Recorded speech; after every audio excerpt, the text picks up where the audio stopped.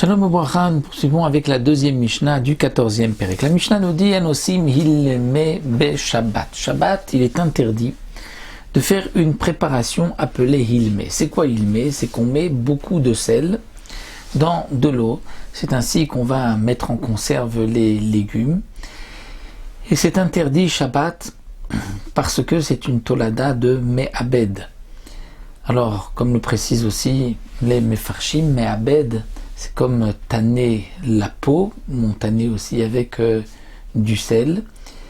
Mais pourtant, on a un principe en iboud be'ochlim, c'est-à-dire pour les aliments, il n'y a pas de iboud. C'est vrai, ça ce n'est que minatora, mais midi rabanan, c'est interdit. Donc il est interdit de faire cette préparation, de mettre du sel dans de l'eau Shabbat, pour ensuite mettre en conserve des légumes.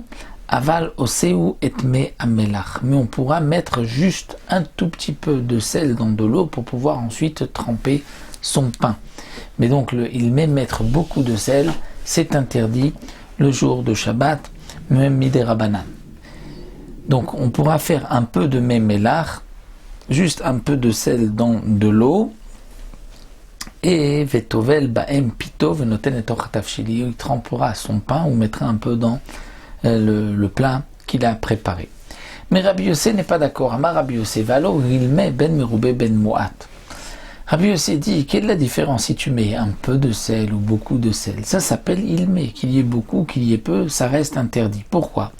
Parce que les gens vont ensuite dire alors si on fait une grande melacha, c'est interdit. Une petite melacha, c'est moutard.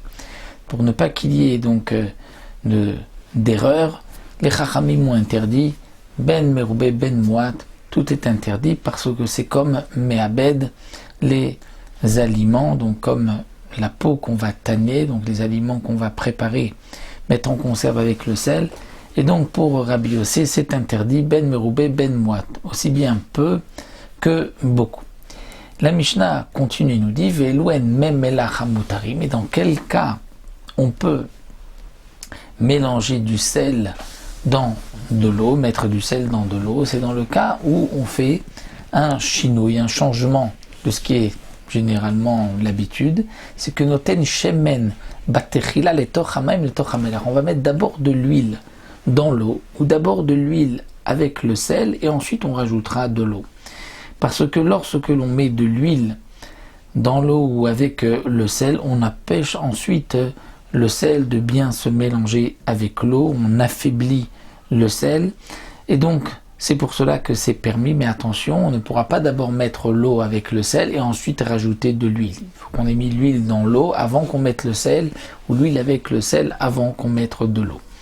Donc ça c'est le din que nous rapporte donc là, le Tana de la Mishnah. Là encore, la halakha n'est pas comme un Rabbi Yossé.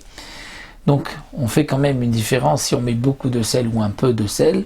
Et n'oublions pas que c'est aussi la raison pour laquelle, lorsque le soir de Pessah, le soir du Seder, tombe un vendredi soir, et que on n'a pas préparé l'eau salée à l'avance pour pouvoir tremper le karpas, Shabbat, on ne pourra pas faire cette préparation. On a l'habitude de mettre donc beaucoup de sel dans de l'eau pour ensuite faire tremper le karpas. C'est interdit puisque c'est le hilmé que nous avons vu ici dans notre Mishnah. Voilà, on se retrouvera Bezrat Hashem pour une prochaine Mishnah.